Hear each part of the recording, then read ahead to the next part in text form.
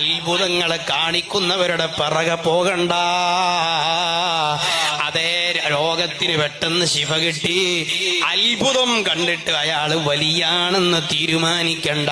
ശരീഅത്തിന്റെ നിയമം പാലിക്കാത്തൊരു മനുഷ്യനും അവന് വലിയാകാൻ കഴിയൂല. ഇസ്തിഖാമത്തില്ലാത്തവന് വലിയാകാൻ കഴിയൂല.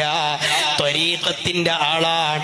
ഞങ്ങളെ ശൈഖ് പറഞ്ഞതാണ് ഇസ്ലാം എന്ന് പറഞ്ഞ് പഠിപ്പിച്ച സർവ്വഗുരുനാഥന്മാരെയും തള്ളിപ്പറഞ്ഞ് സ്റ്റേജാന്തരം കാണുന്ന ആലിമീങ്ങളെ മുഴുവൻ തെറി പറഞ്ഞ് നടക്കുന്നത് അത് ഇസ്തിഖാമത്തല്ല.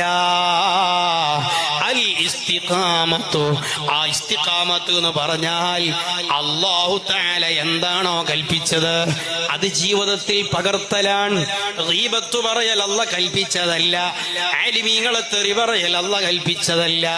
പോകട്ടെ, ആലിമല്ല, ഉസ്താദല്ല, ഒരു സാധാരണക്കാരനെ ചീത്ത പറയാൻ പാടുണ്ടോ?